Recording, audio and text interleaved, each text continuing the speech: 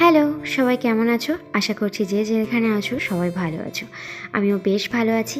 আজ সকালে ঘুম থেকে উঠে কাজ-বাজ সেরে স্নান করে জামা প্যান্টটা মেলে নিলাম ছাদে সবার প্রথমে।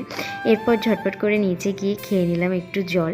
আজকে একাদশীর পরদিন ছিল। খুব সকালে উঠে নাম জপ করে সমস্ত কাজকর্ম সেরে নিয়েছি। আর এখন আমি যেহেতু উপোস ছিলাম, সেই উপোসটা ভাঙার জন্য লাড্ডু আর পাউরুটি খেয়ে নিয়েছিলাম। তারপরে সোজা রান্নাঘরে চলে এসেছিলাম। আর অনেক দিন ঠিকঠাকভাবে রান্নাবান্না করা হয় না, সেই জন্য ভাবলাম যে আজকে যেহেতু রান্না করছি তো সেটা তোমাদের সাথে শেয়ার করে নিই। সেই রান্নাবান্না করে প্রশান্তকে ভাত দিয়ে দিয়েছিলাম। তারপরে প্রশান্ত চলে গেলে না একটু শুক্তো বানিয়েছিলাম। দেখো এখানে রান্না করেছি রুই মাছের ঝোল, কাঁচকলা দিয়ে, পালং শাক করেছিলাম বেগুন দিয়ে, আর শুক্তো করেছিলাম। তারপরে বিছানাটা তুলে আমি ভাত বেড়ে নিয়েছিলাম আমার জন্য, বাবার জন্য আর বাবুর জন্য। তারপরে বাবাকে ভাতটা দিয়ে আমি খেতে বসে গিয়েছিলাম। আর দেখো বাবুসোনা কিন্তু দুষ্টুমি করছে, একদম খেতে চাইছিল না।